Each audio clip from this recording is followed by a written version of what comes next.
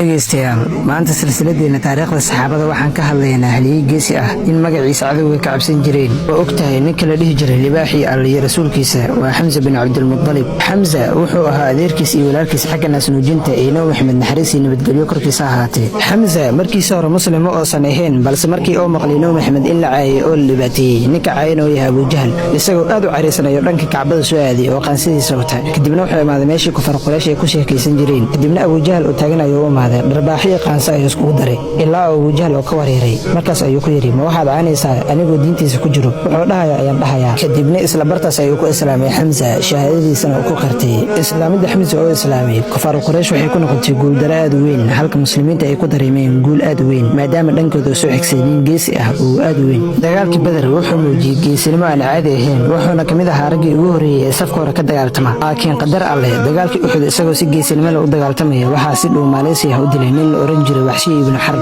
natiijadii dagaalkani sidaas ayay ku luntay. geeridiisu waxay murugo aad u weyn ku noqotay rasuulka sallallahu calayhi wasallam iyo muslimiinta oo dhan. haddii aad u baahan tahay qisooyinka noocan oo kale la soco silsiladeena sayna faafi muuqaalkan.